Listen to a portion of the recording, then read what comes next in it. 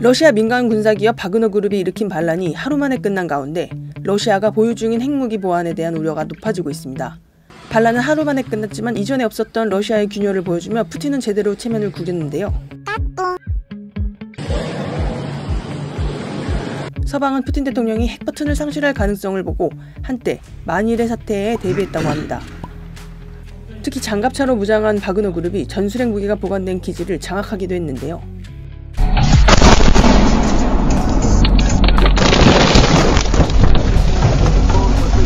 이번 일로 우크라이나 전장뿐 아니라 러시아 내정 불안에 직면한 푸틴 대통령. 옛 소련 시절 공산당 보수파들의 쿠데타로 고르바초프가 실권한 역사처럼 이번 반란은 실패했지만 향후 푸틴의 국정 장악력도 완전히 상실될 것이라는 관측이 나오고 있습니다. 친우크라이나 단체 러시아 자유군단은 텔레그램을 통해 핵무기가 프리고진의 손에 넘어갔을 가능성을 제기했습니다. 러시아 자유군단은 바그너 용병들이 전술핵 무기가 저장돼 있는 보로네시 45를 잠시 장악했다고 주장했습니다. 현재 SNS엔 당시 보로네시 기지로 진격하는 바그너군을 공격하는 러시아군에 대한 영상도 돌고 있는데요. 보로네시 45는 공중 및 지상 발사 미사일을 위한 중력 포탄과 탄두 등 전술핵 무기를 수용하는 시설입니다.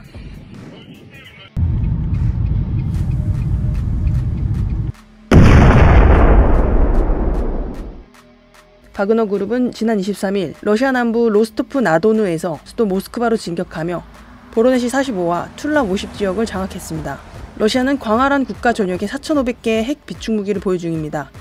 핵무기 통제권이 바그너에 넘어갈 경우 세계에 큰 위협이 될 수 있는데요. 서방은 푸틴 대통령이 핵 통제력을 상실할 수도 있다고 보고 한때 만일의 사태에 대비했던 것으로 전해집니다. 바그너 그룹이 핵무기 통제권을 쥐게 될 가능성이 있다고 본 것인데요. 바그너 그룹이 핵 비축분을 앞세워 또 다른 위협을 할 수 있다고 파이낸셜 타임즈는 보도했습니다.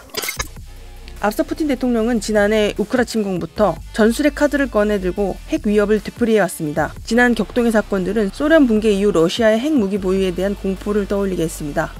1991년 냉전이 종식됐을 때 러시아는 현재의 약 6배 이상인 3만 개의 핵무기를 보유하고 있었는데요.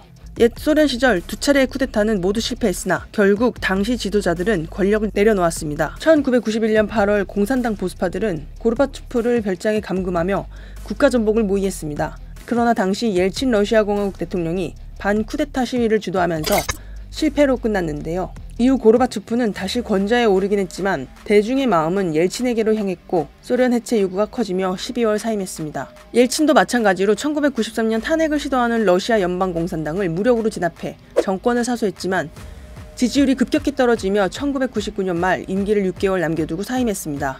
이후 대통령 직무를 넘겨받은 인물이 바로 푸틴 대통령입니다. 이 때문에 실패한 쿠데타일지라도 후폭풍이 있을 것이라는 분석이 쏟아지고 있는데요. 반란의 주도자인 프리고진이 잠행을 이어가고 있어 그의 행적에 관심이 모이는 가운데 러시아에 심상치 않은 분위기들이 감지되고 있습니다.